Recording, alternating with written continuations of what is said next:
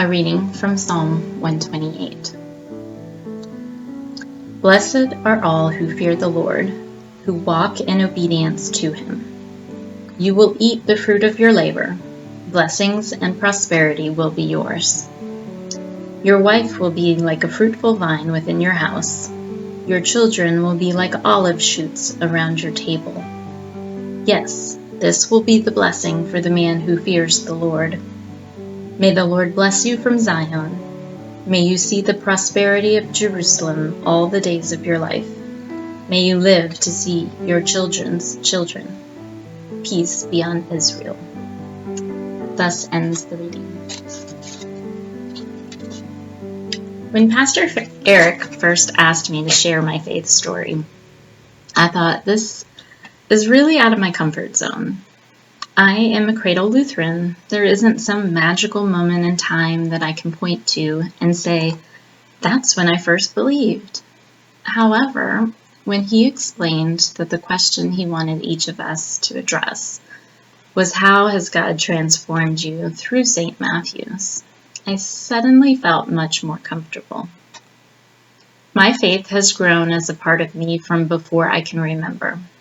It began in my home church in Manassas, Virginia, where I developed a bond with my fellow confirmands, which deepened throughout our high school youth group years and continues to this day.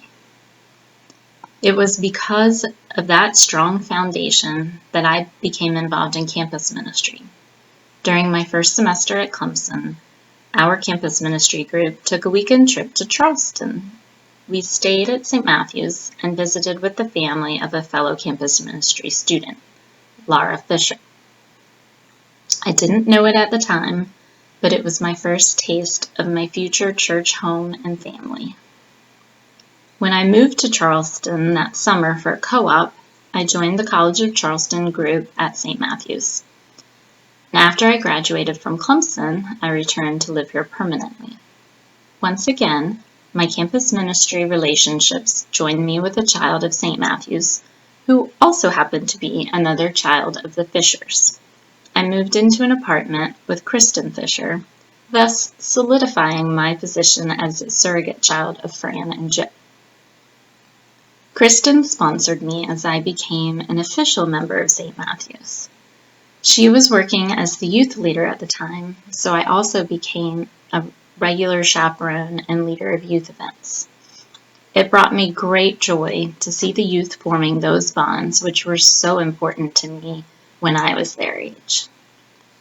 Meanwhile, Laura and Chris Altman introduced me to their good friend Jeremy, and we became friends over the occasional late-night snack meetup at Krispy Kreme. When Jeremy and I began dating, he started attending St. Matthew's with me, and we were married here in 2005. In a period of 6 years, with the support of the St. Matthew's community, I transformed from a visiting Clemson student to a regular College of Charleston campus ministry student, to a committed youth group chaperone, and then to a married woman. During the next 5 years, I transformed back into a student and then emerged as a speech-language pathologist. In the 10 years since, I moved from working in the schools to the hospital system and into private practice. I made each transition or transformation with the help and support of others. And every time I faced a roadblock, God opened a door to a new path. Psalm 128 declares, "Your wife will be like a fruitful vine within your house," and proclaims that you should live to see your children's children. When Jeremy and I got married, we told people we were on the 5-year plan for having kids. Little did we know, it would be a 10-year plan. During that 10 years, I saw many doctors and therapists and even underwent surgery.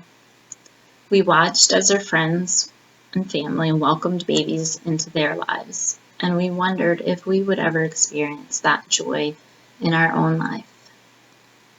God gave me a gift in Jeremy, which I don't think I deserve. He is the most patient, loving, and supportive husband, and his faith never wavers. With him by my side, and with the support of friends and family and medical professionals, we navigated a network of resources which led us to pregnancy. We now have 2 beautiful, healthy children, and we do not take that gift for granted. Ezekiel 36, verses 25 through 27 state, I will cleanse you from all your impurities and from all your idols. I will give you a new heart and put a new spirit in you. I will remove from you your heart of stone and give you a heart of flesh, and I will put my spirit in you. Last year was the most difficult year of my life. I faced challenges with work that shook me and my family to the core. Without faith in God, faith that He has the power to take the bad and make it good, I don't think I would have survived last year.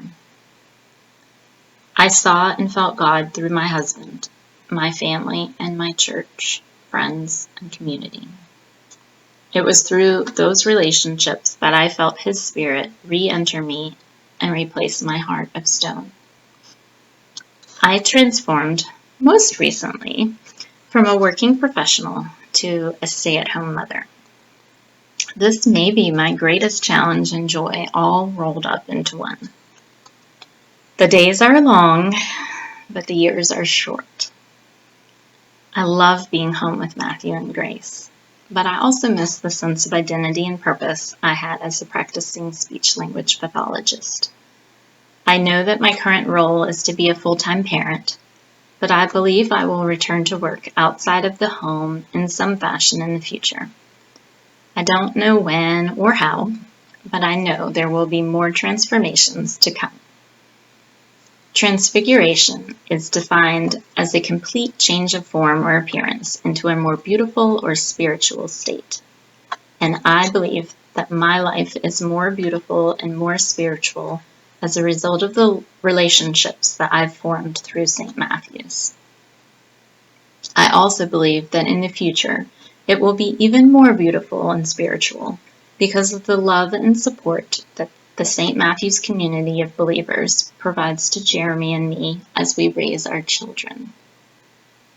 When I was a confirmand many years ago, my youth leader had us memorize Ephesians 2:4, which states, "It is by grace you have been saved." Each time I face challenges which I think are too great to overcome, I am saved by God's grace. Last year, I was devastated, but it is because of His grace and our grace that I am here today. God blessed me with the divine gift of my family and faith community. I have never been alone, and neither are any of you. Thank you for your love and support. May peace be with you all. The Daily Prayer from Bread for the Day 2020. Compassionate God, your life on earth was marked by the love you showed for the vulnerable and outcast. Help us follow your example and instill in us a desire for selfless service of people scorned by others. Amen.